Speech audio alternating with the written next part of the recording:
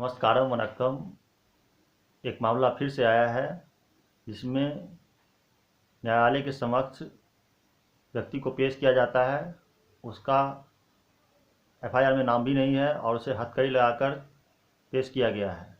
तो हथकड़ी लगाकर पेश करने पर कुछ नियम हैं और इसके तहत पहले भी सर्वोच्च न्यायालय और अलग अलग राज्य के उच्च न्यायालयों ने कुछ फैसले दिए हैं, उसको ध्यान में रखने की ज़रूरत है। और ये मामला कहाँ का है वो मैं आपके सामने रखता हूँ। ये मामला है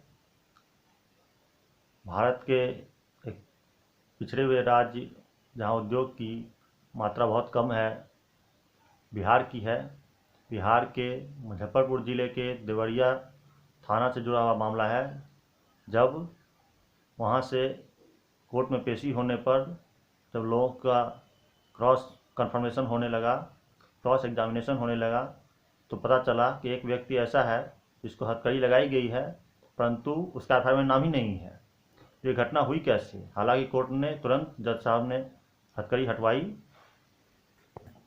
जिनको हथकड़ी लगाई गई थी उनका नाम शशिभूषण कुमार उर्फ सुशील श्रीवास्तव जानने को मिला। और ये मामला था दहेज हत्या का। दहेज में एक मुस्लिम महिला के हत्या में उनके शौहर और उनके शौहर के पिता थे और अन्य 4 लोग थे, तो टोटल 6 लोग सम्मिलित थे। दोनों मुस्लिम परिवार हैं, ऐसा नहीं कि एक हिंदू परिवार था और एक मुस्लिम परिवार था, दोनों का मामला चल रहा था। दोनों में दूर दूर तक कहीं पर भी श्रीवास्तव का नाम नहीं था। तो क्या ये सेक्युलरिज्म के तहत थाने ने किया कि चलो इनकी गिरफ्तारी तो कर ही रहे हैं, तो सेक्युलरिज्म के तहत एक सुशील श्रीवास्तव की गिरफ्तारी होनी चाहिए।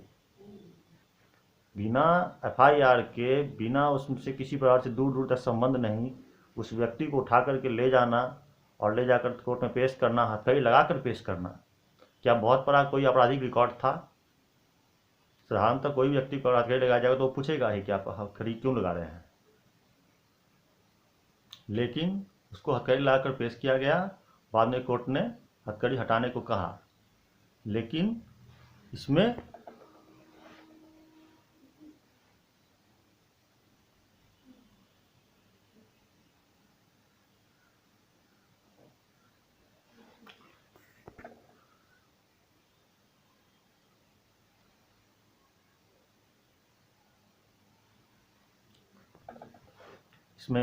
फिरोज खातून की जो पति हैं शाहनवाज हुसैन और मोहम्मद मैनुद्दीन आरोपी हैं। सिपाहीगण किस खुशी में बिना एफआईआर के एक व्यक्ति को पकड़ कर ले गए, गिरफ्तार कर ले गए और उसको कोर्ट में पेश किया, ये तो मालूम नहीं चला है अभी तक।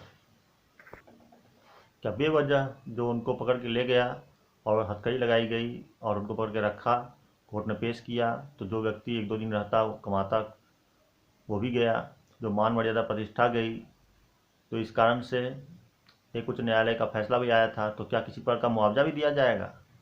अगर किसी प्रकार का मुआवजा नहीं दिया जाएगा तो पुलिस का मनोबल इस तरह से नहीं बढ़ेगा कि किसी को भी अगर गिरफ्तार कर रहे हैं तो किसी 1-2 को पकड़ लो, डर के मारे या तो कुछ पैसा दे दे। ऐसा भी हो सकता है कि एक दबाव हो कि रिश्वत का, या तो वो जब जाएगा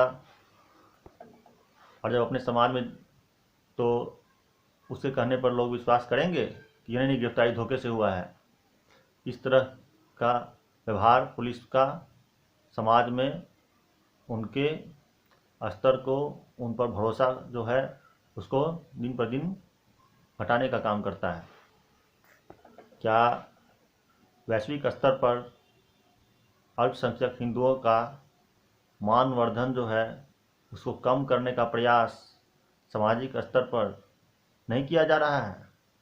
इस तरह के अगर मामले आ रहे हैं तो क्या थाने पर विभागीय कार्रवाई में कुछ किया गया है? अभी तक तो ऐसा कुछ सामने नहीं आया। अगर ऐसा कुछ भी होता है तो मैं आपको जरूर इस बारे में जानकारी दूंगा, लेकिन अभी तक ऐसा कोई मामला इस तरह से स्पष्ट रूप से नहीं आया है, कोई मुआवजा उनको मिल रहा है।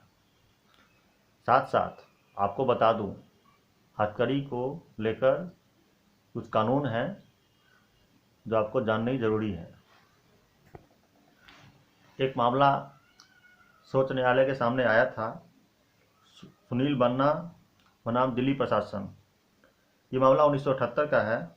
इसमें पुलिस किसी व्यक्ति को हथकड़ी नहीं लगा सकती है, ऐसा न्यायालय ने कहा था।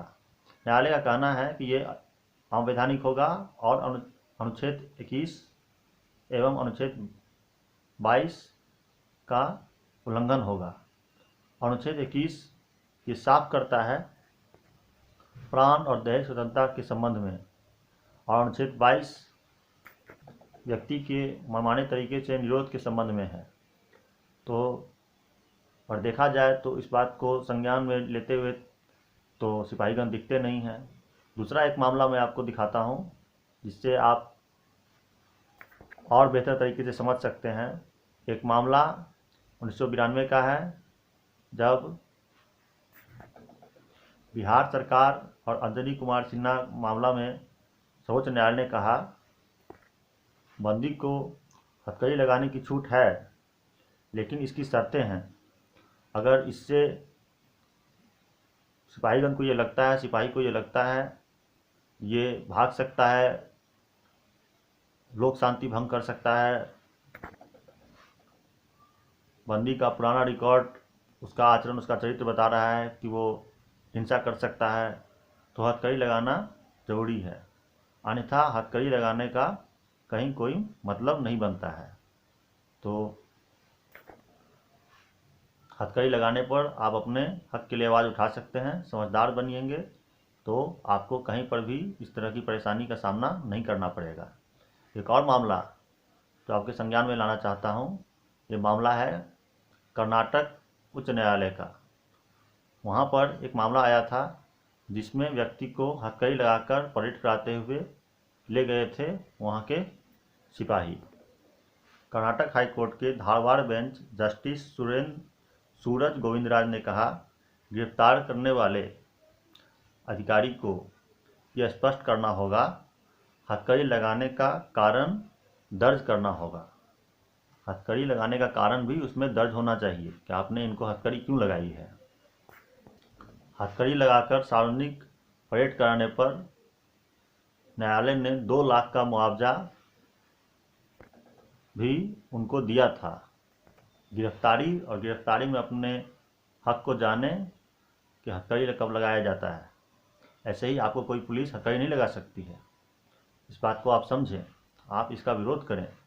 अगर आप गलत नहीं हैं, आपका कोई ऐसा क्राइम रिकॉर्ड नहीं है, आप अगर भाग के नहीं जा रहे हैं, तो आपको हथकड़ी लगाकर समाज में अपमानित करते हुए आपको नहीं ले जाएगी पुलिस। विशेषकर महिला के मामले में भारत में कानून है सूर्यास्त होने के बाद और सूर्योदय से पूर्व गिरफ्तारी न की जाए। अगर कोई ऐसी विशेष स्थिति है तो उस अधिकार क्षेत्र के मुख्य मजिस्ट्रेट से अनुमति लेकर सिपाही उनको गिरफ्तार कर सकते हैं, लेकिन गिरफ्तारी के लिए उस वक्त उनके साथ कम से कम एक महिला पुलिस कर्मचारी होनी चाहिए। महिला पुलिस कर्मचारी होने पर ही गिरफ्तारी होगी। लेकिन अगर महिला आरोपित है मृत्युदंड, आजीवन कारावास में, तो ये नियम उन पर लागू नहीं होंगे। तो अपने हक को जानें और समाज में आपको कहीं पर ही पुलिस कोई किसी प्रकार की परेशानी में अगर डालती है तो इन सब चीज़ों को अगर आप ध्यान में रखेंगे तो आप अपना शोषण होने से बचा सकते हैं। नमस्कारम, वनक्कम। सही को चुनिए, सही को सुनिए। धन्यवाद।